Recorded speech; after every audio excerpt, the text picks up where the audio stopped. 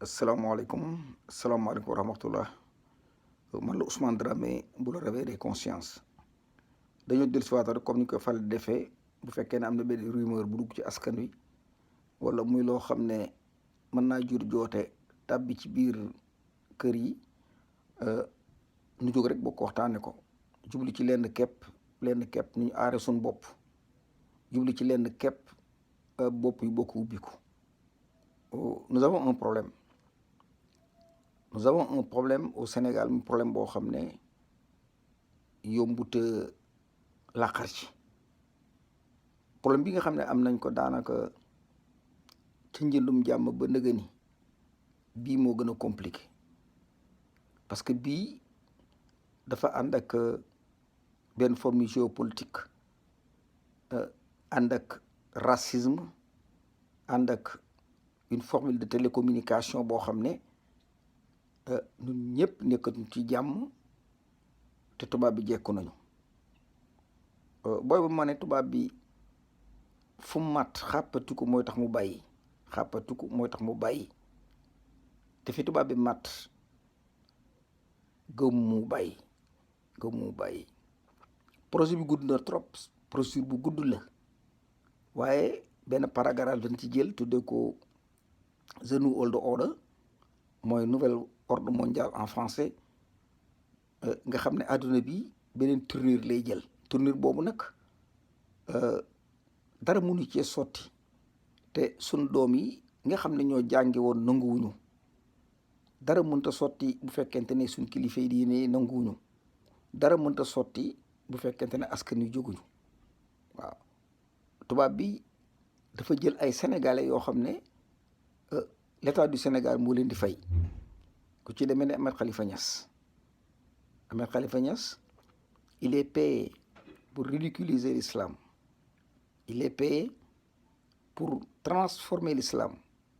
Ahmed Khalifa Niass c'est un franc-maçon boo xam ne il travaille pour les lobbies maçonniques. Ahmed Khalifa Niass moom Macky Sall réeroo wuñu ba ci li xew Léona Niassène état bi ñoo defee noonu li convoqué xalif général bi buñ xoolee au fond Ahmed Khalifa Niass mucc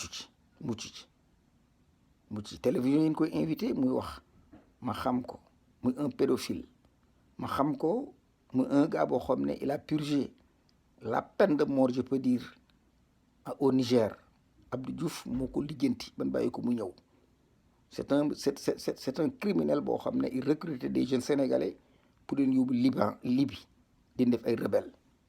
C'est trafic de frontière en frontière ci la builder empire am koo xam ci àll bi nga ko xamee muy tukki di def ay musiba defi garaawal yi état Sénégal di jël en charge di ko sauver te cette fois-ci moom la jeunes yi jël di ko déglu muy wax loo xam ne si xamu ci dara. Ahmed Khalifa Niass jàngul làmmiñ wey ñaaw ba pare franc-maçon yi mettre ko en disponibilité les archives du Sénégal.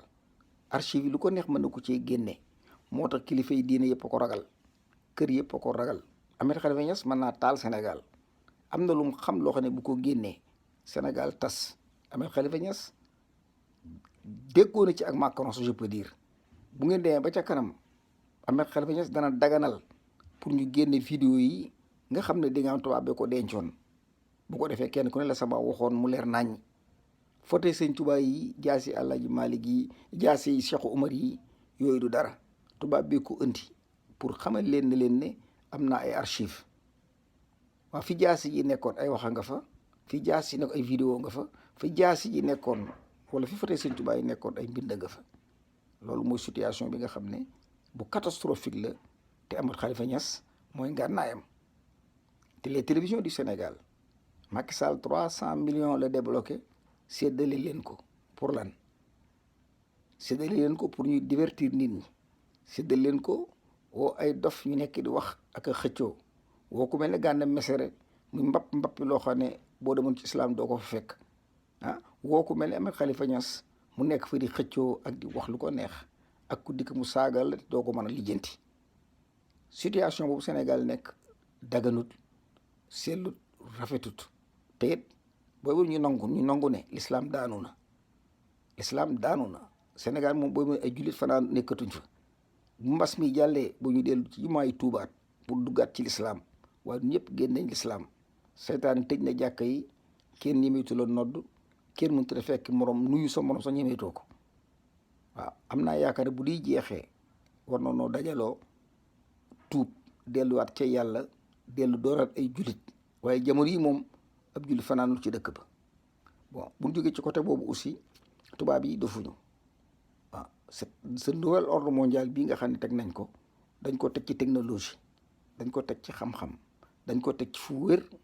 technique la boo xam ne biñ ci jubloo yàgg na. technologie G5 dafa nekk loo xam ne cyber sécurité moom lay cyber sécurité, tous les stockages ba ci lépp loo xam ne ay données privées la. ci loolu ci lay nekk lii ba ci domaine sanitaire, muy mbir moo xam ne mu compliqué la, àggul ci suñu bopp. donc 2020 bi ñu nekk ci lañ war a monter lépp mu àgg, nga xam ne lu doy waar lay doon. wala doy waar lay doon. yora la médecine électronique, lépp daal da ngeen ko ci gis. le contrôle à distance des êtres humains, le contrôle à distance des animaux, le contrôle à distance.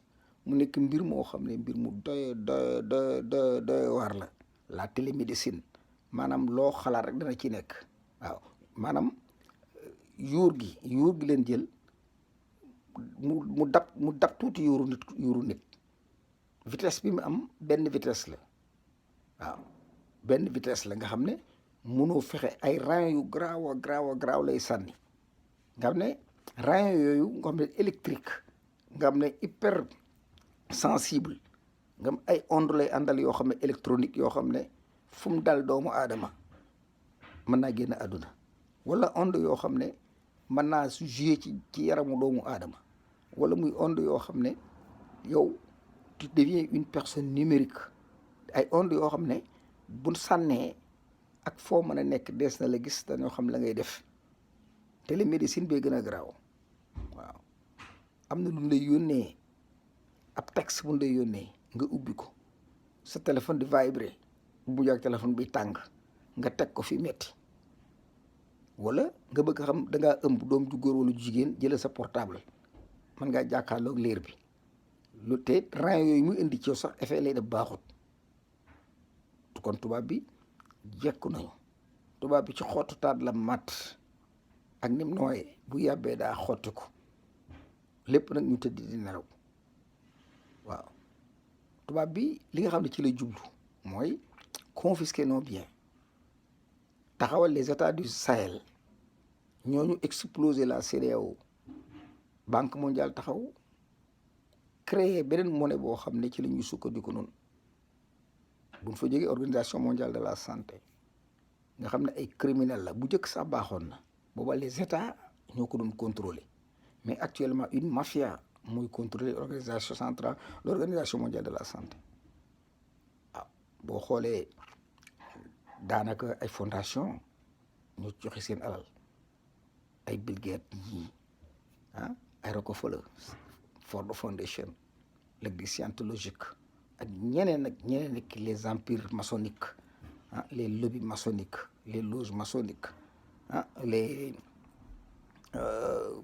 maanaam xeet wu ne, complot bu ne ñoo ci dugg di ci def seen. les sionistes ñëpp seen loxo dañ cee nekk pour lan? le contrôle de l'humanité. ñun africains yi boolewuñu ci dara. liñ bëgg ci ñun koy mooy nu wàññi nu à moitié, ba pare contrôler nu, parce que tubaab man damaa sonn ci africains yi. dañuy gën di bari te amuñu njariñ. africain ay dàll sax mënu ko defal boppam, mbaxana lu mu lekk bu woppee maay faj, te amul lu mu jariñ. kon li gën mooy nañ ko toppale wala ñu wàññi ko ci digg bi. bu ko defee alal ji nga xam ne ñoo ko moom, comme ay dof lañ jànguñu, ñun tubaab bi ñu gérer ko. moo tax la banque mondiale, FMI, organisation mondiale de la santé, ñun ñëpp dañu rallier doon benn bande veille boo xam ne bu nopp jógee ci noonu les paradis fiscaux ñu ngi ci biir naturellement. lii de London ak yeneen yoo xam ne maanaam fu ay veilleux financier nekk rek ñoom yëpp ñu ngi ci biir. waaw kon daal dañ dellu xam ne tubaab bi jekku nañu. suñ république yàqu na, suñ l'islam yàqu na, ñun actuellement dootuñu ay jullit. waaw ana lu ñuy dellu si l'islam, c'est ça la question du jour. Mais nous avons abandonné. Satan moo tax ci buntu jàkka yoru yat kenn du dugg. nous sommes vaincus dañoo duma te nag kenn la ci loxo yi ci ëpp suñu loxoy dooma ñu mel ne Macky Sall, Ahmed Khalifa Niass, des francs-maçons yoo xam ne dañoo sànku booleeg ne encore bu jël télévision bi li ma ci gën a naqari di yàq suñu boppi doom yi. Ahmed Khalifa Niass jàngul, Ahmed Khalifa Niass jàngut, c'est un voyou boo xam ne il a immigré partout dans le monde, il a fait toutes les prisons du monde. boo dégg li muy wax yar xale mépp jigéen rek addunaam yëpp ay taat la, soxlawul leneen. ce crétin ñu bàyyi ko ci télévision bi mu yàq sama boppi doom, man j'ai droit de réagir. Ahmed Khalifa Niass c'est un gars boo xam ne l'islam rey na ko, mook Macky Sall, Marème Faye Sall ak la famille Faye Sall, dama l'islam far na leen. kan bokk góorgóorlu te xam ne du mën a ñu ba pare.